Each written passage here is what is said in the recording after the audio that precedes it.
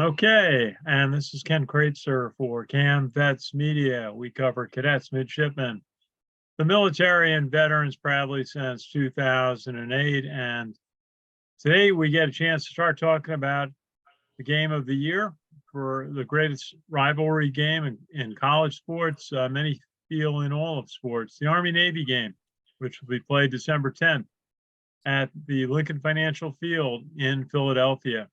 And we're going to have a chance to talk tonight with Colonel Sam Houston, class of 87. Colonel, how are you? I'm doing well, Kim. Fresh off of a nice Thanksgiving, great weekend of rivalry football, and a very solid win for the Army team. That's right. And calling in from West Palm Beach, Florida, it's our colleague, producer, director, Richard Miller. Richard, how are you? Very well, Ken. A nice Thanksgiving weekend. Dominating win for Army. Only the tune up to the Navy game. Well, it was a good day, and we thank you, Richard. Richard's going to fill us in on some of the rivalry outcomes that were played on Saturday across college football. And Sam, now this is the time of year when you can certainly live up to your studio's name as the Beat Navy studio. But first, tell us, what was your thought about Army's dominating 44-7 win over UMass? First thought was last week in our huddle, I predicted Army was going to score 45 points. And I was about to celebrate that 45th point when Army scored their last touchdown, only to have that extra point get missed. So my guess on the game was off by 1 point for Army's point total. But hey, the intent was there. It was a great game from start to finish. The real worry moment of the game, and I know I was on a text thread with a bunch of people who are in the West Point Society down here while they were watching the game as well. And so the biggest fear factor happened on UMass's first drive. So Army has them 3rd and 16. It looks like it's going to be a 3 and out. Army's going to get the ball, but instead they give up a 23-yard play. And then UMass just looks like a steamroller smashing their way down the field and getting the ball in the end zone. And next thing you know, it's 7-0 UMass. And at that point of the game, people were scratching their head and saying, hey, what's going on here? This looks like UMass has all the momentum. It looks like they just did whatever they wanted to on that drive. And they pretty much did after converting that 3rd and 16. So there was some worry in the house for sure. But that worry was very short-lived. I know UMass's lead running back went down with an injury shortly after that drive, or in that drive, and he didn't return to the game. I don't think that was the big factor of what happened to UMass's offense. I think Army just really stepped it up. Army's defense has been playing more like Army defense for the past several weeks now, with rare exception. The rare exception being they're still giving up just a little bit too much on the run, but they've really tightened up their game. They're tackling a lot better. They're attacking the offense and disrupting their blocking schemes. They're getting in the backfield, putting pressure on the quarterback, disrupting handoffs, playing really, really well on pass defense. So, I think that Nate Woody and his coaching staff have really gotten his defensive unit to move light years ahead of where they were at the beginning of this season, and to buy into the system, learn to trust each other, know the right player packages to have in when they rotate. And it's been making a huge difference in the point totals that teams have been producing. When you think about it, ULM scored 17, Air Force scored 13, Troy scored 10, and UMass scores, and then we had UConn last week, which I believe I forgot what they scored, but it was less than 20, I believe. And then you had UMass scoring 7 points. So that's really when you have a defense that's keeping the point totals down on the other team and forcing turnovers, especially the way they did against UMass, you got to feel really good about the defense right now. Now, the offense played great, and I'm not going to diss on the offense at all. They played great, and they had several of their starters were out on the A-back side of the house, so you had people playing A-back. I mean, heck, you even had Tyson Riley line up as an A-back a few times, which was kind of strange. But I mean, they rolled up over 320 yards rushing. The offensive line did great, and they were dominant at times, just like really blocking as a cohesive unit, moving and bodies out of the way and creating holes. Tyler had, I think, his best game of the season, and I was worried he had gotten hurt because he wasn't in the game anymore when Jamel Jones came in. I didn't know they were just resting him, but then you get to see Bryson Daly come in there at the end, and for the second time that he's been touching the ball, he busts off another long run for a touchdown for the big guy. So Army was making it happen on offense from start to finish, and they really had UMass's defense totally worn out and flummoxed. If the game had gone another 5 minutes, Army would have eclipsed 400 yards rushing. He probably would have scored another touchdown, with Bryson Daly running the show with nothing but yearlings and plebes. So, it's really good to see Army come into a game that they're expected to dominate, and they do dominate. So what we saw this past Saturday was the Army team we've been looking for all season. And we've seen that team 2 weeks in a row with UConn and UMass, 2 weeks in a row that we've seen the total package of what we expected Army football to be at the beginning of the season. And you know what? If they're gonna peak, now's the time to do it. So let's keep this momentum rolling. Let's keep this preparedness going, and have this joy of playing 4 quarters solid football on both sides of the ball roll into the most important game of the year every year, and that is beat Navy. Absolutely. And looking at the game, it kind of UMass started off very strong, and Army going down the field, scoring a touchdown, and then Army going out on a 3-and-out.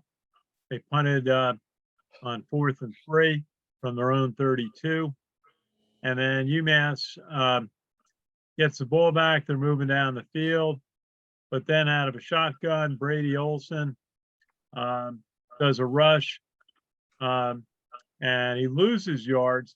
I'm trying to remember the play, whether I believe he was basically sacked, but he fumbled, and Fabrice Boyne picked up the ball and got Army the ball back. What he did was he just went to throw the ball, and he had butterfingers in the ball on the back, on the cocking the ball to throw it. The ball just slipped out of his hand and went flying backwards. He didn't even get hit on that, and Army recovered. So it was a clear fumble, but it was purely on the quarterback for what he did. I did want to say one quick kudo. I can't believe I didn't say this, and that is Isaiah Alston. I was just going to talk about that. Catch of the year. I mean, one-handed. It was like Lester Hayes was Stickum back in the old Oakland Raiders days, man. Just one-handed grab, abused the defensive back. Defensive back even got called for pass interference. Isaiah Alston just chalked him off like he was nothing and headed on down the field with that one-handed grab. Incredible. I've watched it from every angle, and it's just, as a matter of fact, it's got to be one of the best catches I've seen in college football this year. It was amazing. Well, that's what really got Army going on their first touchdown drive, was that catch for 23 yards by Isaiah Alston from Tyler, and got the ball down to UMass 10-yard line. And then Jacoby Buchanan did a beautiful 10-yard run. How many tackles did he break on that run? I don't know. The announcer said it best. ESPN Plus announcers aren't the greatest. That's why they're on the streaming event. But he actually nailed it. He said Jacoby Buchanan making the UMass defenders look like bowling pins going into the end zone, and that's what it did look like. Well, what did the coach last week, Jim Morris, say about Army's running backs? They're playing guards for running backs. With Jacoby Buchanan and Tyson Riley. I think they're two of the biggest fullbacks in FBS football right now. Honestly, yeah, it's hard to imagine anybody bigger than Jacoby Buchanan. Mm-hmm. And he seems like he's getting healthy after recovering from that injury he had in the Villanova game. He was out for a couple of games, and then he's not been 100%, but he's looking pretty sharp now. So the next drive, UMass, again, a 3-and-out, nice tackle by Kelvin Crummy and Max Domenico, who led Army in tackles. Army gets the ball back. They go down the field, start the second quarter. Really, it was one of the best quarters of Tyler's career, going for 3 touchdowns. Mm-hmm. And he gets the first touchdown. He rushed up the middle, broke through a big hole, went for 27 yards on the first touchdown, and really looked like a great runner on that play. And that got Army had 14-7, and then another 3-and-out by UMass. This was the defense played well, although the tackle by O'Gara and Bonzo on first down, incomplete passes, and they're punting again.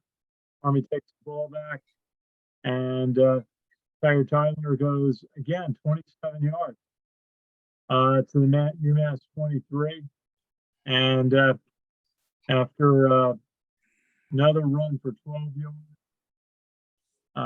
Jacoby Buchanan got 3, Markel Johnson got a 4, and Tyler runs on 3rd and 3 for 4 yards for the touchdown. Army's at 21-3. Massachusetts, then another short drive. And then they got it down to the Army 28, and they fumble, and it was recovered by Cam Jones. So Army gets 2 fumble recoveries in the first half, and they both lead to touchdowns. Army goes down the length of the field. And again, another touchdown on 3rd and goal from the 1 by Tyler. And UMass a 3-and-out, and then that pretty much closed the second quarter. The first half, Army's up 28-7, and then Army basically controlled the game the rest of the way. The second half, they had a goal line stand in the 3rd quarter, and then the touchdown by Jacoby Buchanan, and then the play that you described, Sam, in the 4th quarter by the heir apparent at quarterback for next season going into spring camp in Bryson Daly. Yeah.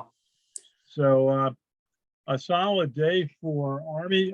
Richard, what did you think of the game? I thought of the game. It was clearly, I think, a dominating performance. I think Army winning this game on cruise control against the team that is really pretty much not much doing much of anything in UMass. I thought it was clearly, I think, a dominating performance, taking care of a very 1-11 UMass team. Tyler's game was an afternoon, remember, as we talked about, with the 3 touchdowns and the 101 yards in the first half alone. I thought that really set the tone. Not only just setting the tone, but really setting the tone for the rest of the game.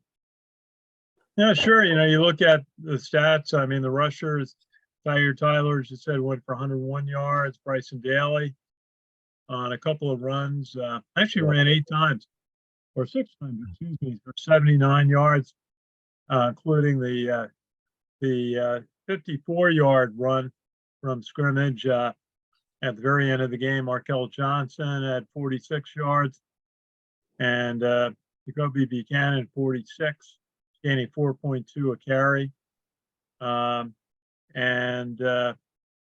Maurice Bellin, Gerald Dixon, and even a new name, Noah Alexander, got a run. Now, one negative, Cade Ballard got hurt. He went in for a couple of plays in the fourth quarter, and what happens? He takes a hit, and he went off the field clutching his shoulder. Did you see that play, Sam, any better than I did? It looked like he hurt his shoulder or arm. Yeah, he took a hard hit. It was a clean hit, so there was nothing dirty about it. And he immediately went off the field holding his shoulder. And we got to sideline, he went to a knee holding his shoulder. Yeah. So we hope he's good. Honestly, I don't expect to see much of him on the field against Navy, given the way the season has gone and what we may expect for the Navy game. But I did want to mention, as far as the offense is concerned, I've got to kind of take back part of what I said. The offense played great for the first, second, and fourth quarter. The third quarter, they got shut out. And I'm not sure what happened in the third quarter where they suddenly looked like they couldn't move the ball. This was another one of those pucker factor moments where people who've been watching Army football this year started thinking, man, we're going to let UMass hang around and get back in the game. Fortunately, the defense was up to the task. But I will say that although Army won the time of possession, it wasn't by much.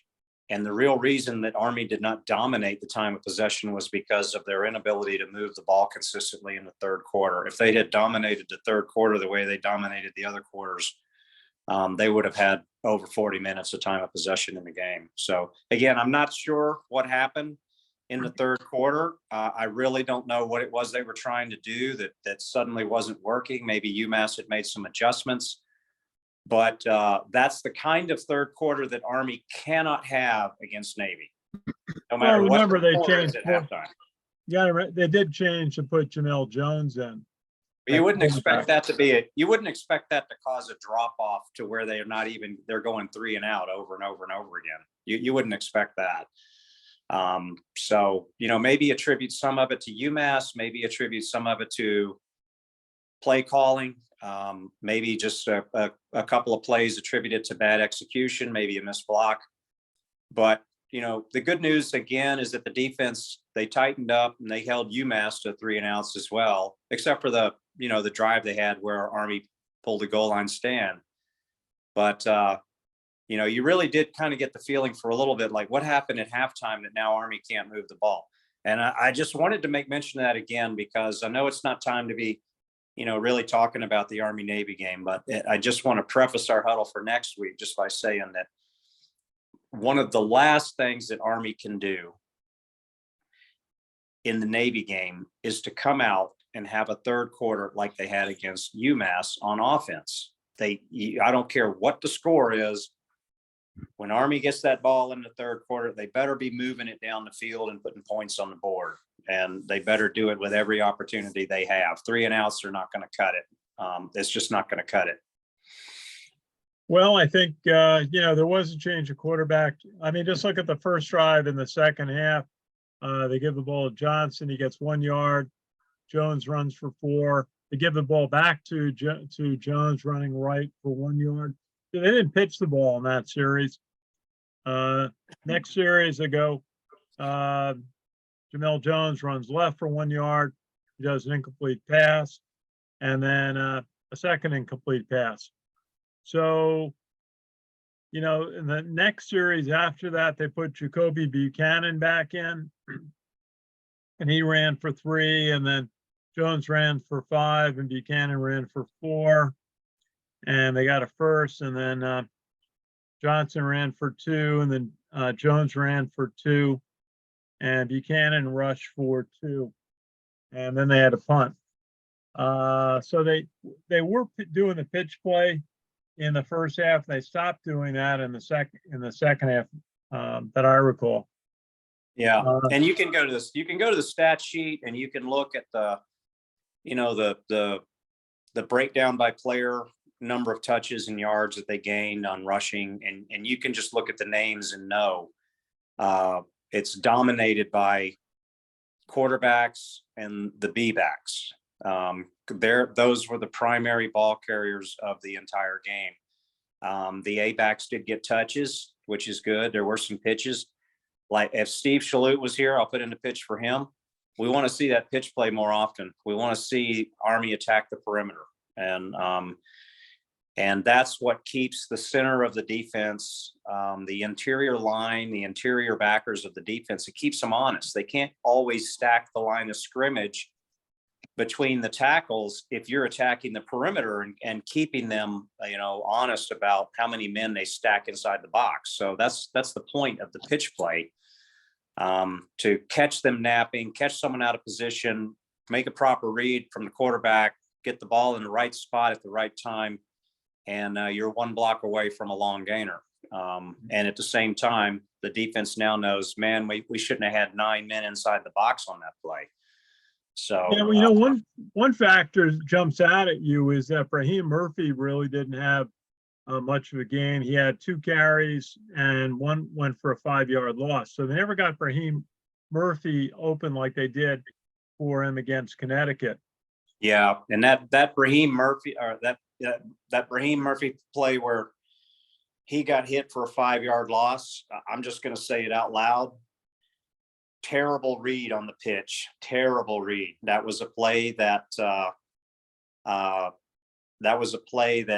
Tyler should have tucked. He should have just tucked the ball and taken the hit at the line of scrimmage instead of pitching it back, because Murphy was covered. Cornerback was already back there ready to tackle him. I mean, I felt that one jarred me to the bone, because I've had that happen to me on a pitch play on more than one occasion, and it doesn't feel good. It's actually kind of embarrassing when something like that happens.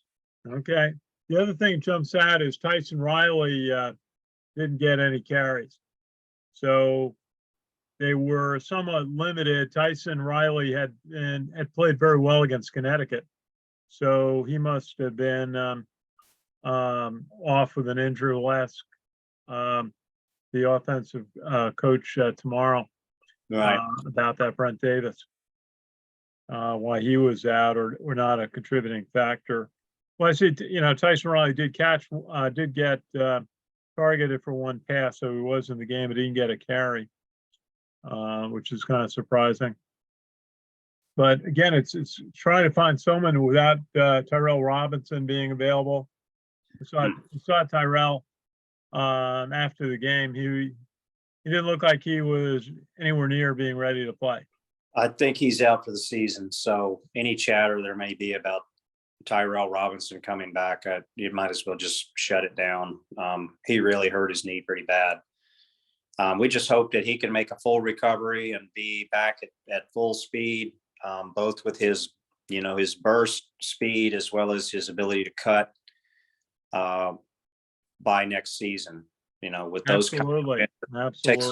It's a long recovery process, but an athlete like him, and with the sports medicine that we have today, I'm sure that he can be back and at full strength next year, and his knee will be just as strong as it was before it got injured. So, yeah. But I got to say, his absence is sorely missed on our team. He was clearly the most dynamic player that Army had on their offense, and he was really having a stellar year, regardless of what Army's record was at the time he got hurt. Tyrell Robinson himself was really having a serious breakout year this year. And we feel for that kid for having had to go down with that injury like he did, and to have to miss the rest of the season. I think that his presence would have made, I'm not saying that Tyrell Robinson in the game would have meant that Army would have beat Air Force the way they played in the second half, but it could have made a big difference. It really could have. Yeah. How about Markel Johnson? He had 10 carries for 68 yards.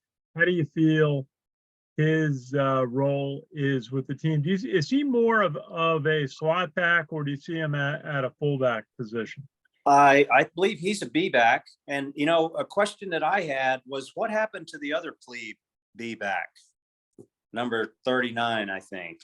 His name is escaping me. We saw a lot of him early in the season. You're thinking of Hayden Reed? Yes. Hayden played, he got carries for 9 yards. Did he carry the ball in that game? Yeah. Oh my, I must have been getting up to get a beer or something and missed it. Well, I think they were trying to get Jacoby Buchanan some carries. And I don't know, I'd have to go back and look to see where they had Markel Johnson lining up because he had 10. So he was playing primarily out of the B back, but I did see him line up in the A back, just like I saw Tyson Riley line up as an A back on a couple of plays. So you had Maurice Bellin in for a couple of plays. Right. Yeah. It's good to see Bellin in there getting some reps, right? And the announcers even said, the announcers even called Maurice Bellin a quarterback. And I guess they didn't get the memo that he's fully transitioned to the A-back role. Yeah. Getting a few carries. Let's talk a little bit about the defense. Max DiDomenico has really upped his game, playing either safety or strong safety at 6 tackles. He had a big game last week against Connecticut. Isaiah Morris had 5 tackles, Cameron Jones 4, Markel Broughton had 4. I think they're trying to limit his time. He had 12 tackles last week. Austin Hill had 4, Camden O'Gara had 4, we Kubana Bonzu 4, Tyler Komorowski had 4, Chris Fay 3. Chris Fay had a great sack to open the game, I think, on the first offensive play. Then Jimmy Charlo had 3, Leo Levin had 3. I think they're trying to take a little pressure off of Leo Levin, who's had made a lot of plays this year. I think he's probably about 80 tackles on the season. And then Andre Carter had 3.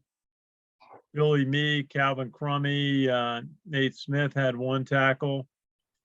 Spencer Jones had 1. Some other names, Trey Sophia got 1. And Fabrice Boyne, no tackles, but he got a fumble recovery. I guess one of the things, Andre Carter is not having the dominant season that he'd had last year. He's had injuries. He's been getting back. I saw him look like he was favoring a leg injury in practice last week. But what do you think of his season? We knew going in that Andre Carter was not going to have the same kind of season he had last year. And the reason is because last year, Andre Carter took FBS football by surprise. And last year, Andre Carter had an entire season with players like Eric Smith and Nolan Cockrell playing the interior, which freed Andre Carter up from blockers and gave him lanes with which he could rush and use his massive wingspan and agility to close in on quarterbacks very rapidly and rack up a lot of tackles for loss like he did, a lot of sacks. Well, this season he's been, he was a known entity coming into this season. Every single team that Army has played has had a scheme already in place to take Andre Carter out of every play.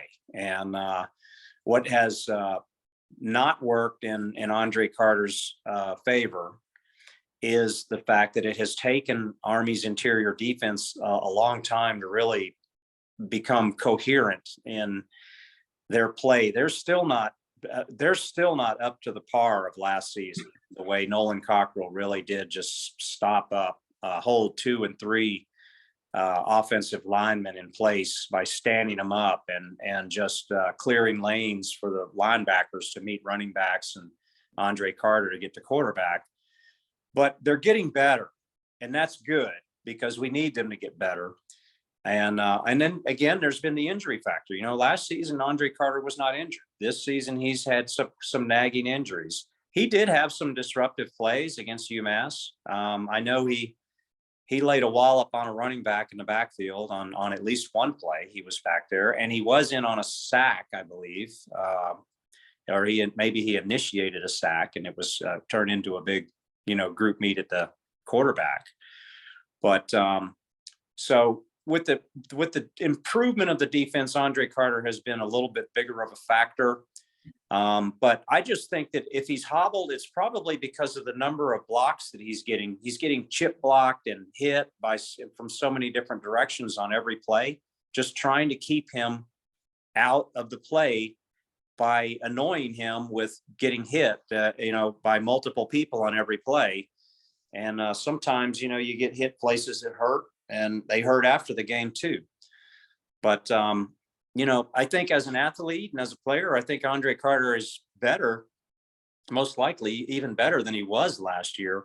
He just doesn't have the complement of the same team of defensive players around him that he did last year, and the the newness factor of the fact that nobody knew about Andre Carter until he bust on the scene last year. Everybody knew about Andre Carter this year because everyone was talking about him being the highest academy draft pick since, Glenn Davis or somebody. So Do you feel his status has been maintained as an NFL prospect?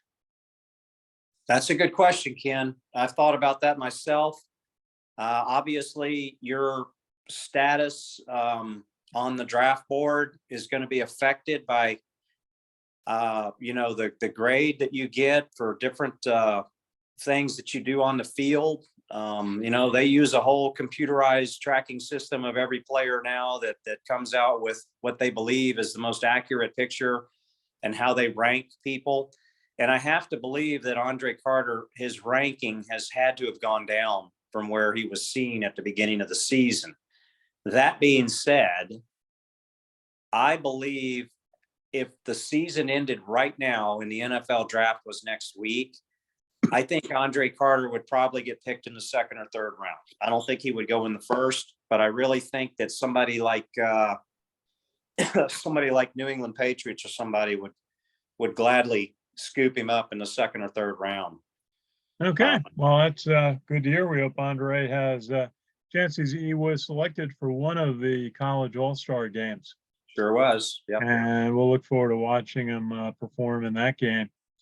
Now, let's go to Richard. And there were a lot of big games this weekend in college football, so maybe we'll take it a little slower than usual. Thinking we started with some of the Friday night games, Richard, at Florida State. Oh yeah. The Florida Gators played the Florida State Seminoles on Friday. Florida Gators 30 was a victory in that game for the let's see. Hold on. For Florida State, 45-38. Florida State won that game 45 to 38 in that game. So I was listening to the next one on the radio driving up to Massachusetts. North Carolina State won in double overtime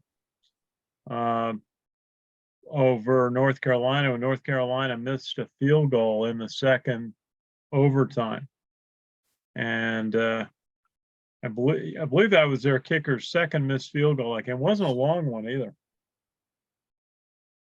Then UCLA over California, 35-28. And Sam, were you surprised that Tulane beat Cincinnati? 27-24. Tulane's having a great year. So I think the only surprise that I had out of that was the fact that they did it at Cincinnati. I think Cincinnati had won a cajillion games at home in a row. And so it was like Cincinnati's first home loss in, since the Stone Age or something. And, well, at least in recent years since they've had this great run. Right. I'm just being tongue in cheek, but Tulane came to play ball, and man, they stuck it to Cincinnati for 4 quarters. That was a pretty good game. Yeah, we were watching that. So, but It's not not easy. surprising. Army's played Tulane a lot. It's not easy for a private school to elevate itself in football the way Tulane has. So it's good to see them have that win over Cincinnati. And then Richard, the final game Friday was Texas 38-27 over Baylor. Oh, a very good game for the Texas defeating Baylor in that game.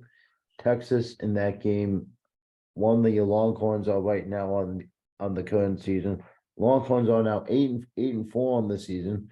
Going by the schedule, yes, they did defeat Baylor at Del Hay Royal Texas Memorial Stadium, 38-27. Also, And the big game Saturday, Richard, Michigan, number 3 defeats Ohio State, number 2. What'd you think of that one? I really thought that win, that was definitely the signature win of Jim Harbaugh's entire college coaching career, not just at Michigan, but maybe of the entire college coaching career. If he wins the national championship, that'll obviously be bigger, but absolutely nothing, I think, bigger. I think, yeah, winning it in the Horseshoe at Ohio Stadium. We've been there. Yeah, I got. Yeah, what did you think of that one? Yeah, I got to concur with Richard on that. I know last year was the big breakthrough win where Harbaugh finally, he got the monkey off his back and beat Ohio State. But that one was, that was at the Big House. So now you got to go to the Shoe and take on Ohio State on their house, and I honestly thought Ohio State was going to roll because I've watched them play a little bit this year. It doesn't mean I'm a fan of them. It just means I thought Ohio State was going to get some revenge this year. I never, ever expected Michigan to beat Ohio State in the mouth and as hard and as often as they did. Michigan won that game going away. And I have not seen an Ohio State team get dominated like that in my recent memory, like they got beat down in that game. And that's like the game. That's the biggest game they have every year. And to see one of those teams absolutely destroy the other the way Michigan did, and then they do it on the other team's turf, that is a real statement victory for Michigan. And Michigan, heck, I don't know. I know Georgia rolled Georgia Tech, which we expected them to do. But there might be an argument right now for Michigan to jump Georgia as number 1, honestly. Okay. Big win for TCU over Iowa State, Richard. yeah, 62-14. And then Texas A&M over LSU. That's a good win for Texas A&M. They've had a struggling year. That shocked me. We were watching that. Shocked me. And don't forget, I got to put this plug in, for my dad. He's a Wolfpack alum, man. Second year in a row, North Carolina State. And this year it was double overtime. Beat Carolina. That was a great game. Yeah, went down to field goal kicks. Mm-hmm. And yep. I know my dad was real happy about that, and I'm always glad when my dad's happy. Sure. And what's interesting about LSU is that would be a nice score if we got the same score, 38-23 over LSU, and Army goes down there next year. Ooh. Well, I'll tell you what. I got a lot of friends in Louisiana. I've got some family live in Louisiana. I lived in Louisiana. I lived in Baton Rouge for a little bit of time.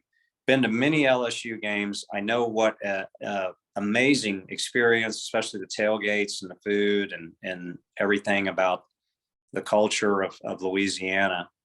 I'll be at the LSU game next year, and I know that at least one class, I think the class of '88, is doing their reunion in Baton Rouge next year around the game. So okay.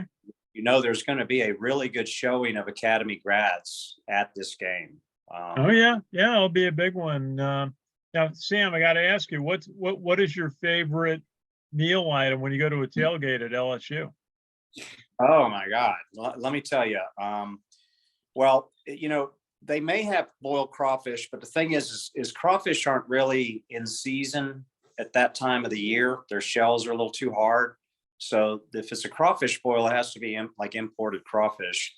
But you'll have, jambalaya, etouffee, boudin. You may see somebody grilling some frog legs over here. You got, people frying catfish, and you've got red beans and rice. You've got folks over there making their own beignets, cafe au lait, and of course hurricanes and a Vita beer. It's just a smorgasbord of the best Louisiana has to offer.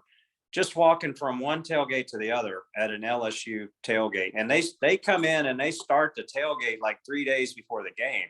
Man, they roll in there with their motorhomes and everything and set up, and they sit there and they start partying for 3 days. I don't know how they do it. I guess I guess they've got a clause in their work that they take the last couple of days of the week off so they can tailgate.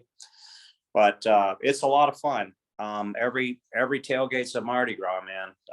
Okay, well, we're gonna look forward to that and see if Coach Munkin can put a scare into LSU like he's done at a few other notable places. I would love that. Well, Richard, tell us about what happened between USC and Notre Dame. Notre Dame, number 6 USC defeated Notre Dame 38-27. USC is now 11-1, while Notre Dame is 8-4. Williams, their quarterback, threw for 232 yards and one touchdown. He is being talked about as a potential Heisman Trophy favorite. Now, are you thinking is that the Notre Dame quarterback or the USC quarterback? The USC quarterback, Ken. Okay, very good. So Alabama over Auburn, and a big win for South Carolina over Clemson. Oh yeah, man. 31-30. That's gonna shake everything up.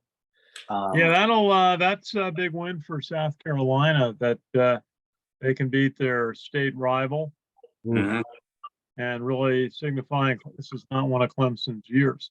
That's it's also a signal that Shane Beamer he's got that program headed in the right direction. So South Carolina, I'm not making a prediction. I'm just going to say South Carolina being headed in the right trajectory may be able to cause a little ripple in the SEC in the coming years if they are improving that much and that fast. Because you think about it, in 2 weeks in a row, last week over Thanksgiving, they beat the absolute dog snot out of Tennessee. So those blue tick hounds from Tennessee just absolutely got destroyed, run off the field by South Carolina. And Tennessee was talking about going to the BCS before that disaster. And you think to yourself, South Carolina plays that well, they destroy Tennessee that badly, they might have a shot against Clemson. And lo and behold, they rolled right into was that game at Clemson or was it at South Carolina? I think it was. I already forgot. Clemson. Yeah, I thought. All right, it was at Clemson. So they roll into Death Valley and they beat the Clemson Tigers. It was the first time. That's right. It was the first time Clemson had lost at home since they lost to Pittsburgh, I think last season or the season before. So, this was a really big moment for South Carolina and their program. And, I'm not sure, but I think General Caslin had a little say-so in the short time he was the South Carolina president in the coaching hire for that position. I'm not sure. I have to go back and dust it off and take a look at the history of the hiring of Beamer. But he's really doing some good things with South Carolina program. Well, I'm sure General Caslin in his tenure at South Carolina did make some contributions to building up the football program. There are things that a college president can support that can help build a program, in recruiting, in training for the athletes. And it definitely helps when you have a college president who wants to see the team succeed Right. and grow. Boy, Vanderbilt took it on the chin, 56-0. And Penn State went over Michigan State, Kansas State over Kansas. And what else you got, Richard? Washington State over Washington. I know Washington over Washington State, 13. Washington over Washington State, the Apple Cup. Number 23, Texas defeated Baylor 38-27. Number 19, Tulane defeated Cincinnati 27-24. A double overtime game as we 30-27. NC State over North Carolina. Number 18, UCLA 35-28 over California. As you know, we talked about number 16, Florida State getting by Florida 45-38, and Mississippi State defeating number 20 Ole Miss 24-22. Both teams are 8-4 on the season. Both quarterbacks threw for both 2 touchdowns. Rogers with 239 yards and Dodd with 250 yards in the game. Yeah, and just one of the score that Jack McGurk would want. I'm not sure why Jack couldn't make it tonight, but Nate, one of the score was in the 1AA playoffs. If I can find that score for you. Was New Hampshire over Fordham 52-42. Mm. And Fordham having it, growing its program. One of the interesting things with Fordham is New York City just announced that they're going to build a new 30,000 seat soccer stadium across the street from Citi Field. And that's an ideal size stadium for a college football team to play in. And Fordham's always struggled because their home field is basically the outfield of the baseball field. And they have about 8,000 seats or so. But when all of a sudden you're going to have I think this is a $500 million, 30,000 seat stadium. It is, and it's only about 15 minutes from Fordham's campus. That could give them a chance to upgrade their program. And I'd kind of like to see that, Fordham go back to the days when it was a major presence in New York City and really a rival for West Point. There have been some interesting Fordham West Point games over the last 10 years. Mm-hmm. And time to do a brief analysis of the Navy game. Sam, what's your initial thought going into the Navy game at this point? Initial thought stems from watching the way Army has approached and played the Army-Navy game in the past few seasons, and how they, for whatever reason, have increasingly simplified their offense every single time they go up against one of the service academies. And what it does is it takes a high-powered, supposedly triple option offense and turns it into a very low-power, predictable offense that can barely move the ball. And so the games turn into these defensive struggles, and it comes down to who makes a mistake at the end, or who has the most will to finally get their offense into the end zone. So I'm really worried about the Army-Navy game because of that.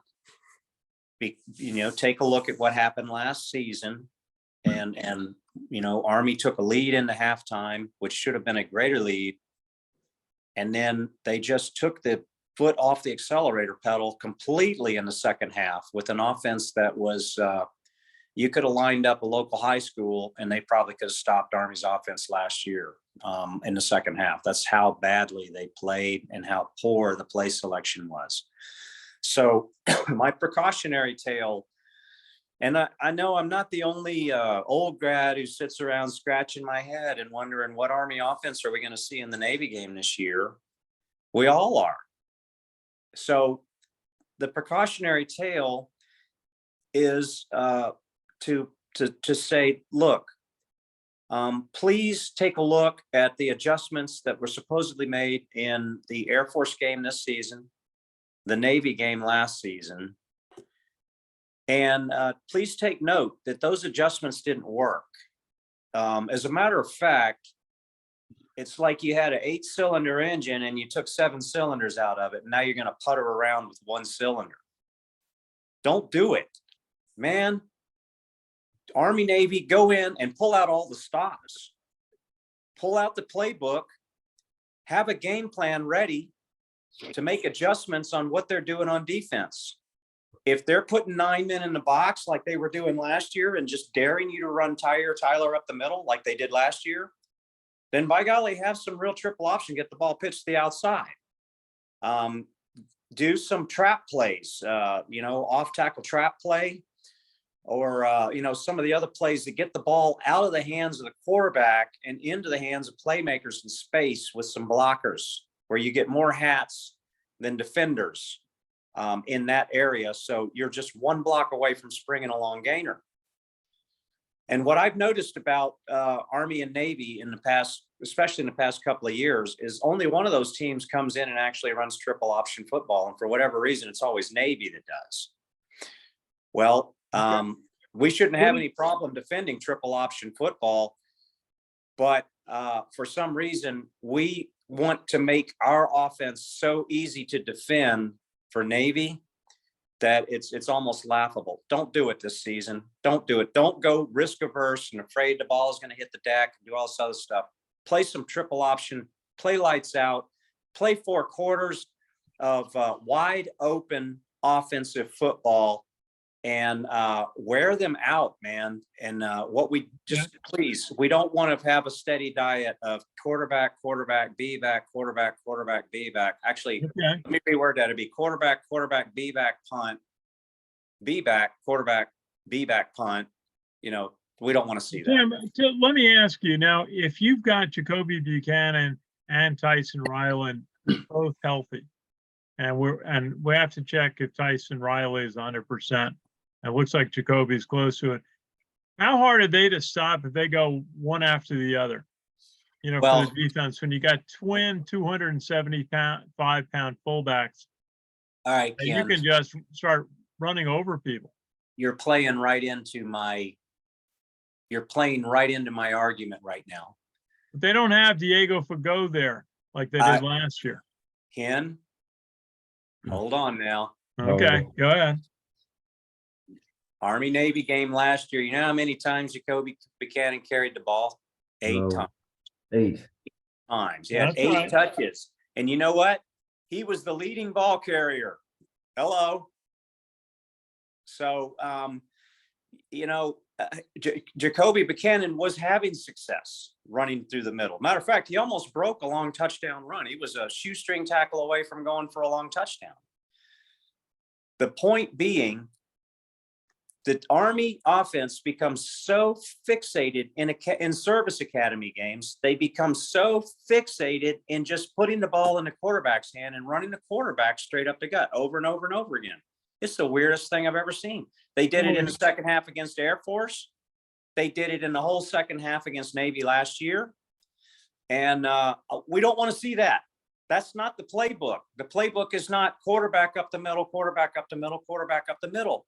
You got playmakers, and by golly, they should all be healthy except for Tyrell Robinson. So spread that ball around, man. Use those blocking schemes on the offensive line. Get the ball to the outside. Get the ball off tackle. Hit them with a quick pop, to the A back. Hit them with a quick pop to the B back with a trap block and stuff like that. And take a look at what Navy's defense is doing and how they're lining up every play. And if they're lining up every play because they expect you to just run a quarterback up the gut every time, then you're going to catch someone out of position if you don't run a quarterback up the gut and you actually run another play. So, let's just not, don't go into the Army-Navy game and your big game plan, the big game plan that you spent 2 weeks working on ends up being quarterback, quarterback, quarterback, be back, quarterback, quarterback, quarterback, quarterback. It ain't going to work. It ain't going to work. And it ain't going to work, period. Okay. Okay. If you're Ken Kraetzer, what are you thinking? I'm feeling pretty good about the game. You know why? Because Navy's defense has been playing really well.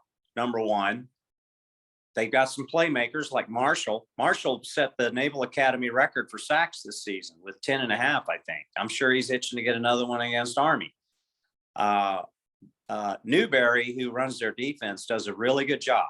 And Navy's defense is a big reason why they've been close in several of the games that they didn't win, and that they were able to hold on and win some of the games that they did because of how well their defense plays. I know their defense is chomping at the bit, and this is a reason Ken Kraetzer is feeling pretty good.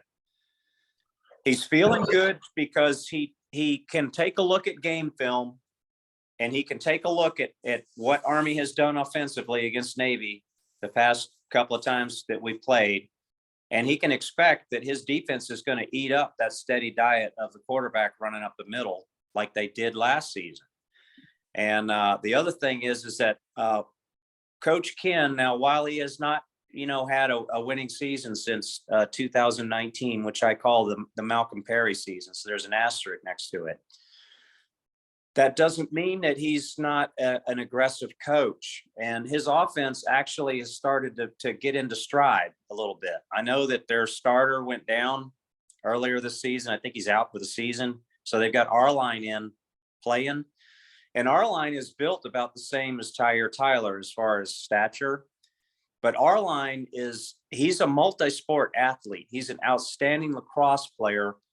He's got really good lateral moves, but what he doesn't do is he doesn't run the football over and over again.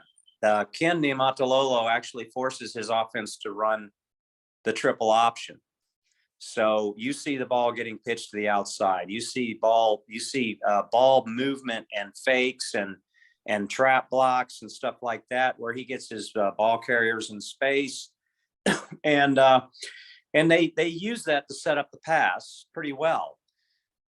So unlike Army, Navy is not going to come in and run a steady diet of R line left, R line right, R line left, Fafano up the middle. Although he's a pretty good player. They're actually you're going to see a lot of players for Navy touch the ball on offense, and Army better be ready to actually defend real triple option ball, because that's what they're going to be facing against Navy. And Navy's offense this year is better than Navy's offense was last year. They really are. Okay. So yeah, I'm nervous about this game. I think Coach Ken's feeling pretty good about it. I think he saved his job the last game for another season. With the win over Central Florida. And so he would love nothing more than to put icing on the cake of him getting to stay at the Naval Academy another year by doing it against Army again. Cam, do you know when those teams are leaving the America Conference, Central Florida, Cincinnati, and Houston? Is it next year or the year after? I think it's next year, but with scheduling, it takes 2 or 3 seasons to start to weed out all. They'll still be playing AAC games. They're just not going to be in a conference anymore, but they'll gradually wean themselves off the AAC and be playing full. What is it? Big 12. Big 12. Yeah, Big 12. I was just curious when that was going to happen, because the Texas-Oklahoma move isn't happening for a couple of years. So I was just curious, because that's going to make a big difference in Navy's schedule. Although it's interesting, all of a sudden Tulane gets really good in that league. Right. Richard, tell us about the conference championship games that are going to be this weekend. As far as in fact the conference championship games this weekend on the college football schedule, let's see, this week in the Georgia Friday night, you got Utah, USC. Utah and USC will be playing for the Pac-12 championship game. That's Friday night at 8:00. Saturday, you got the Dr. Pepper Big 12 championship game between number 12 Kansas State and number 4 TCU. Number 6 USC and number 14 Utah will be playing in the Pac-12 championship. USC 11-1, Utah 9-3. The SEC championship, the Georgia Bulldogs, the defending national champion Georgia Bulldogs, 12-0, while the LSU Tigers are 9-3. Saturday night, the ACC Subway ACC championship. Clemson is 10-2, taking on North Carolina, which is 9-3. Also Oh, Saturday. I think that's University of Central Florida that Tulane's playing.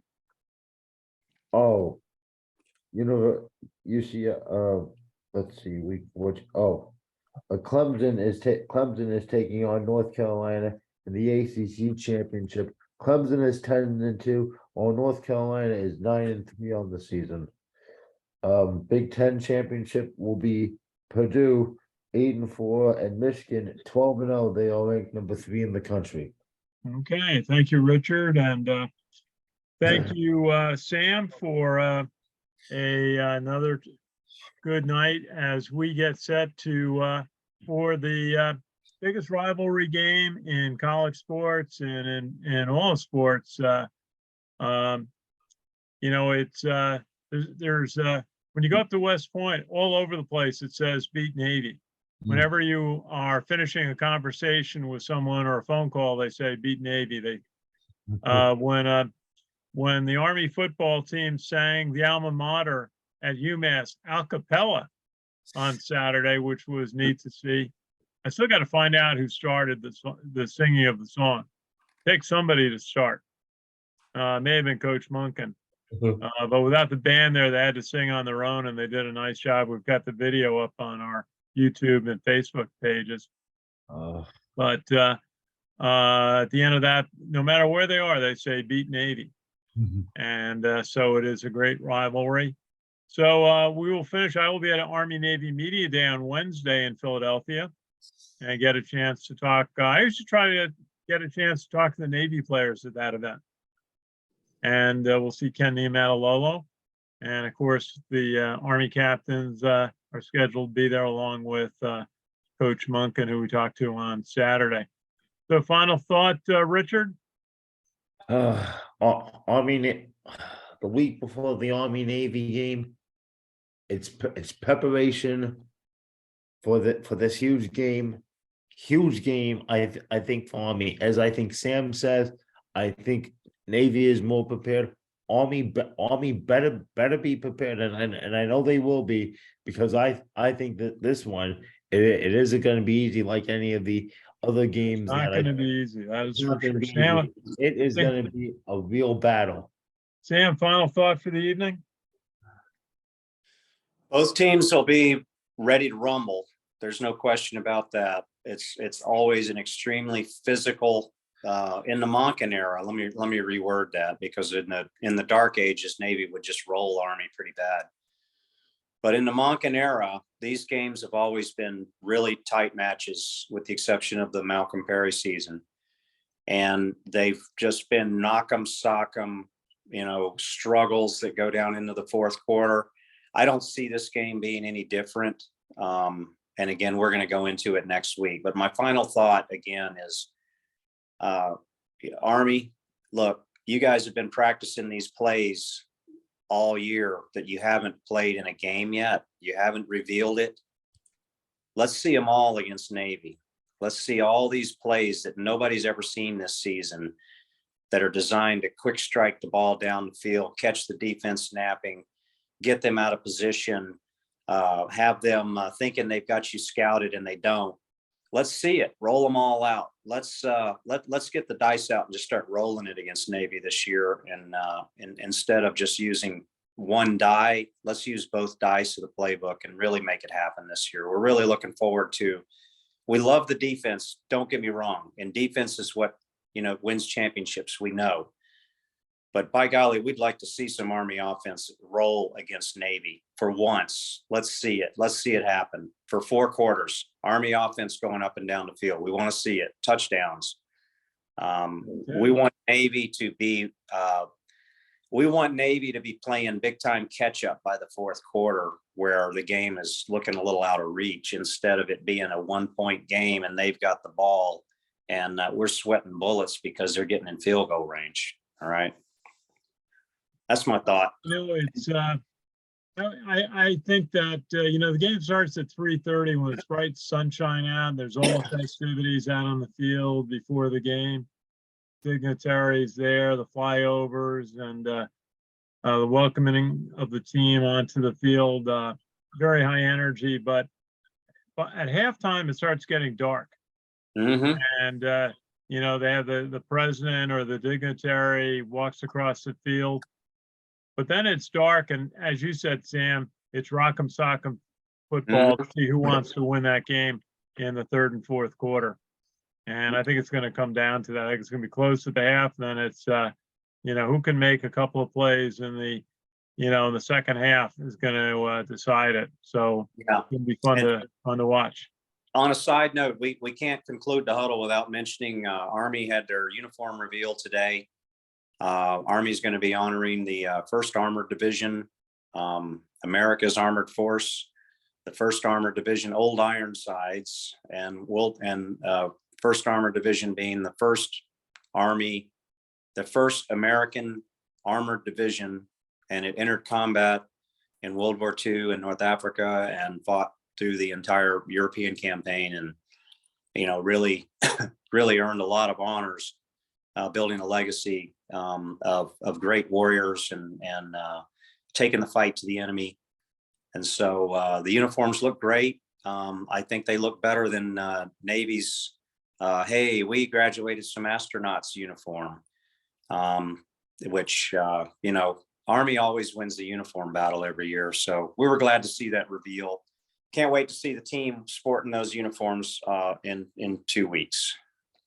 Well, it is neat, the history of the 1st Armored Division, and I want to check up some more of its history. Do you know, were they the overall division? My dad was in the 91st Infantry in World War II, which went into Italy, following all the campaigns across North Africa up into Sicily, and then eventually into Anzio.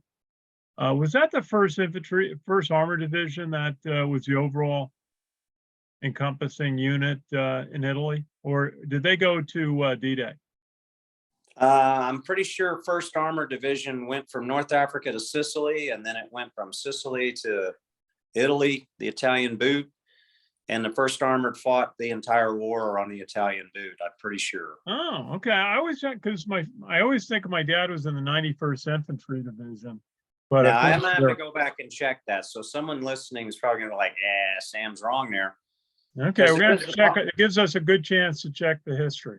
Yeah, there is a possibility that 1st Armored went in southern France, in later in the summer of 1944 when they did the landings in southern France.